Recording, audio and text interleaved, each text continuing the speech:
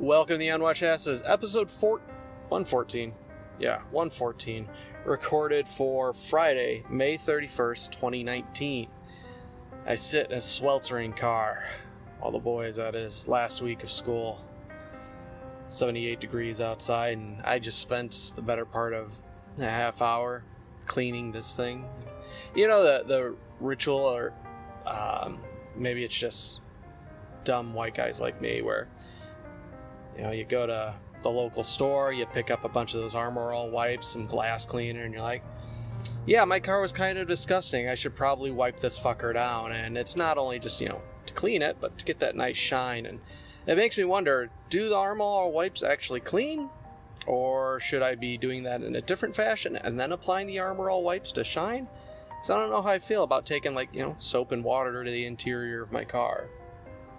I mean, I've been doing it for years, and it seems to work out a-okay. But, no, it's warm out. Humidity being what it is, a full blast, and I sit here in a clean car with the air kind of pointed away, so the microphone doesn't pick it up, but I apologize if you hear any of that extra stuff. But that's not what we're here to talk about. We are here to talk about Dauntless. I think Dauntless is what we'll talk about. For those not in the know, Dauntless is a free-to-play game released last week, published by Epic Games, and developed by Phoenix Studios, I think it is. Kind of came out of nowhere. The only reason I ended up snagging is because it kept popping up on my different news feeds, like Twitter and Reddit and Google Play. People that I follow were speaking highly of it and giving it praise, and it kind of helped that it was in the same vein of an itch that I had been having. Like, oh yeah, I've been really wanting to play a lot of Monster Hunter, which is strange because I've not played Monster Hunter in years. The last title I got was Monster Hunter Tri, and that was for the Wii. Before that, I had one or two other Monster Hunter titles on PSP. But those were largely solo experiences, and while enjoyable, there was a great deal of grinding that had to be done inside Monster Hunter. Notably, you got to go out and not only track the monsters that you're after, you got to craft traps for them, you gather resources to make your weapons and armor, and it's fairly involved, and it's definitely a game that's designed to work with a team. I wasn't playing with a team as such. Solo hunts were kind of difficult. But Dauntless came around, and it's like, all right, well, we're pretty much Monster Hunter Light, with Fortnite or Sea of Thieves, essentially cartoonish graphics. But holy hell, was I blown away with this one. And not only did it scratch that Monster Hunter itch, but it provided me with a great deal of fun.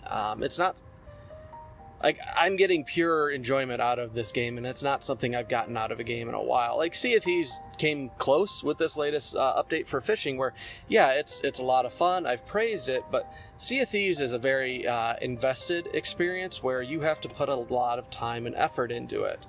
Dauntless isn't so much. You have the hunts that take about 20 minutes to take care of, and you're in and out.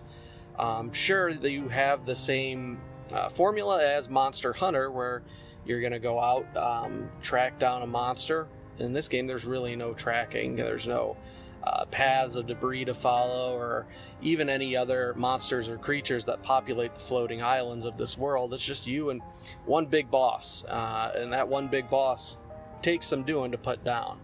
And that's where the enjoyment comes from. Yes, you can do solo hunts, but when the creatures themselves will scale to the number of players that you have in your party, upwards of 4. And it is just super enjoyable to get a competent group of 4 hunting down a challenging monster. I compare it to things like the Soul series, or even Monster Hunter. Monster Hunter is going to just be the de facto comparison here, where yeah, you don't necessarily want to go in swinging willy-nilly. You want to pay attention to the movements and recognize their patterns and dodge out of the way, because there's some of these, as they call them, behemoths, that when they land an attack on you, if you didn't have a shield up, you're gonna take, quarter to 3/4 of your life bar. They hurt. Now that being said, they're not all created equal. There are different tiers of them. And I want to say I'm like halfway through as far as the difficulty curve's concerned. Like 8 is a real challenge. 9, I'm lucky if we're able to clear that challenge rating. But it all comes back to that sense of reward and satisfaction because you're crafting better gear and weapons to tackle these challenges. And yeah, there's a bit of a curve when it comes to getting up to the higher challenges where, yeah, you're going to be necessarily feeling like it's unfair. But there's that great sense of satisfaction that comes from clearing a hard enemy and then using its parts like, okay, now I can slowly start crafting up better gear. I shouldn't even say slowly, but I can start crafting up better gear to make this fight easier and easier. But what really sets this apart is it's the first game that I've come across where it is truly, cross-platform. PC, Xbox, PS4, they all run it together. They all play together. I know at my house I'll run it on PC. Rachel, we switched her from the Xbox over to the PS4 because we have the solid state in the PS4. And my boy came over this weekend, got him set up on the Xbox, and it's seamless. It works extremely well. You have little icons that tell you what platform the other person's playing on. Since everybody gets tied into an Epic Games account, it's easy enough to add in friends. A guild system's in place, but I don't really understand the point of it. There doesn't seem to be much functionality aside from just grouping people up to play together.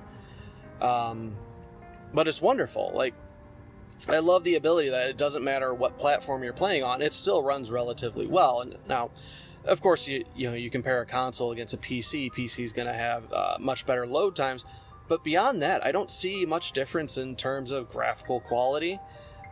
There is some frame rate drops and some lag affecting the consoles more so than the PC, but overall, it's a fairly decent experience, and I have no issues. Like, I don't get into a group like, oh fuck, they're on console, they're gonna drag the group down. No, they hold their own relatively well, and it's a wonderful experience. That being said, if you are playing on console, it is a night and day difference between the standard spinning drive and the solid state drive.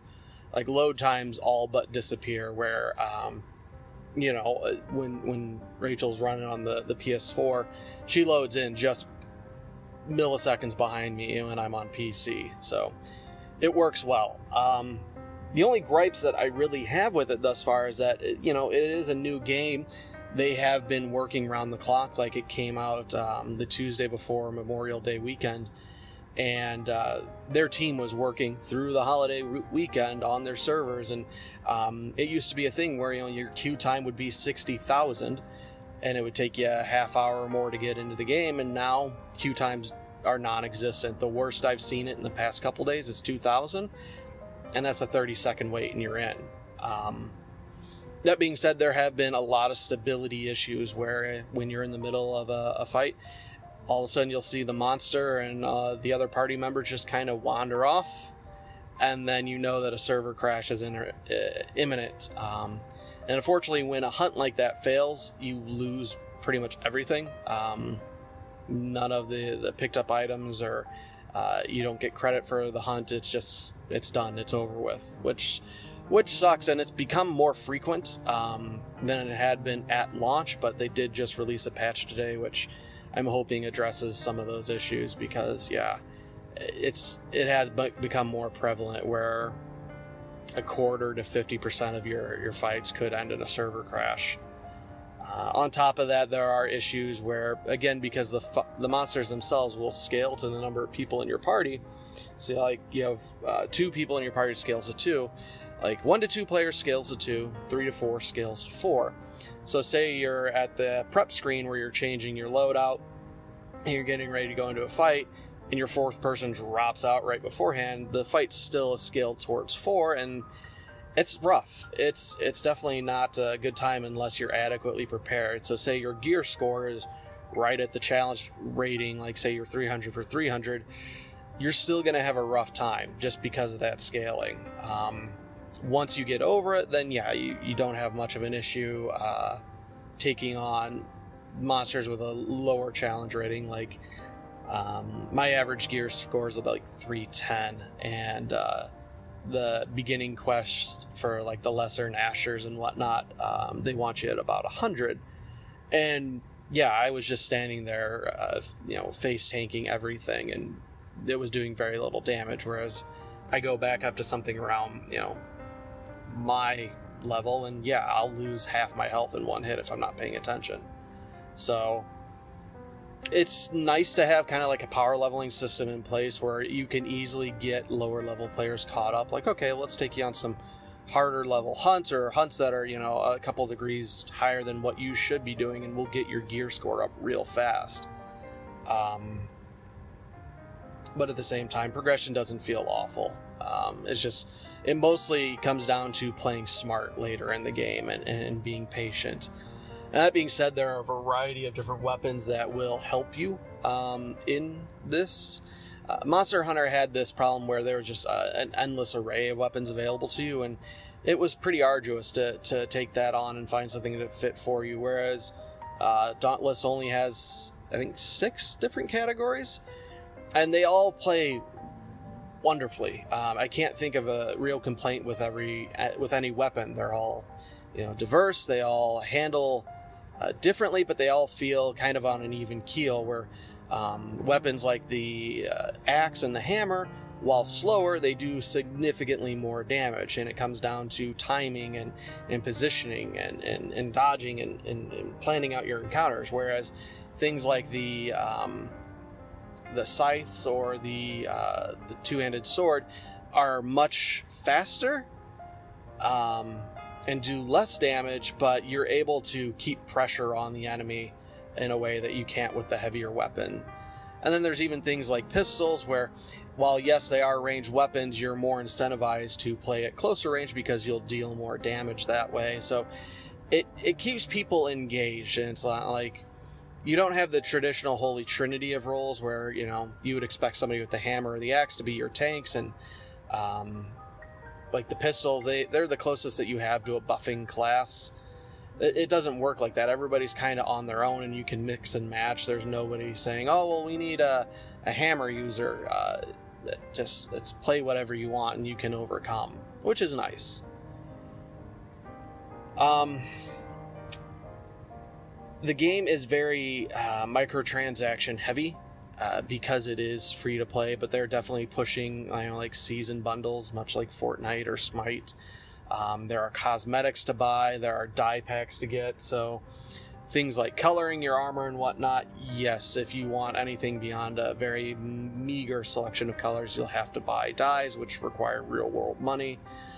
Things like crafting what are called cells, which augment your gear, that takes time, but you can reduce or eliminate the time it takes if you are willing to buy a currency with real world money to shorten that cooldown.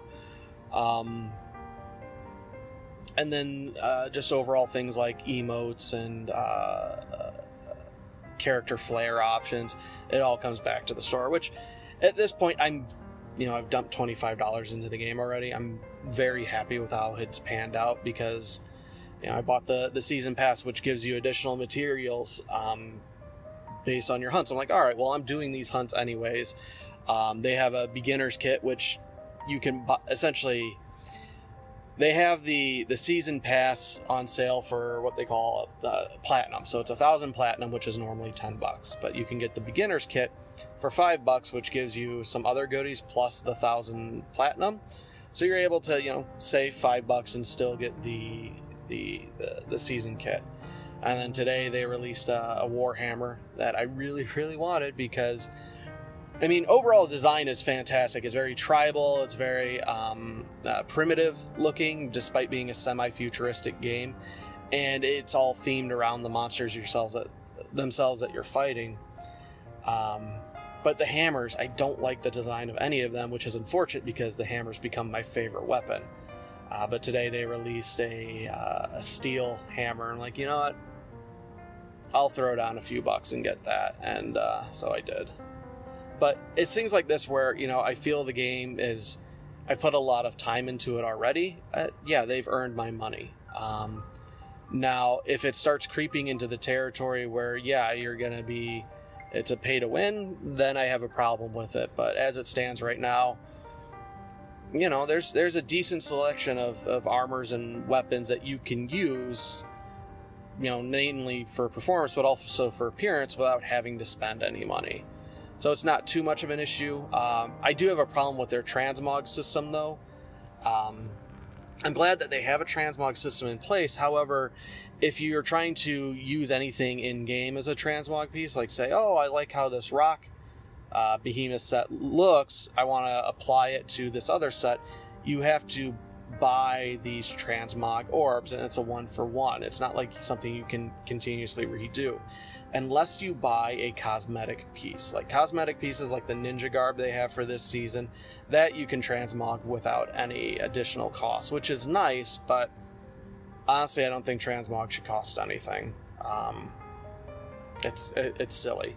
Or they should have it just cost the in-game currency, the rams, which you can't buy for real world money, and it will encourage you to just keep playing the game. But beyond that, no, I've just been having a ton of fun with it. A lot of people in the guild or clan, whatever you want to call them, really rallied around it, and we've been having a lot of fun together with it. And it's good to see, you know, like Sea of Thieves, we were able to pull Rachel in with that, and she was able to get in with Dauntless. So I'm glad to see games like this able to snag a broader audience. And even with my son, I was worried that he wouldn't be able to really get behind what Dauntless has and get into it, but it worked relatively well. It got to the point where he's like, no, Dad, you stand back, I've got this fight, and he'll just stand there and beat on this giant rat tyrannosaurus beaver looking thing, and I'm like, all right, that's my boy. so yeah, since it's free, you have no reason to not check it out. If it's not your cup of tea, oh well, you know, can't please everybody, but I've been having a lot of fun with it. So that's going to wrap it up. If you have your own thoughts, concerns, questions, criticisms, complaints, critiques, or just want to talk about anything, drop an email over at theunwashedasses@gmail.com. Again, that's theunwashedasses@gmail.com. And of course, check the show notes for links to like the Patreon and the new store. Again, we have the Unwashed Asses merch up. We have shirts. Mine's on the way. Stickers. Clocks, even, you know, just anything you want to get to show your love for the show, it's right up there. Well, that's going to wrap it up. We'll talk to you next time. Blood for the Blood God.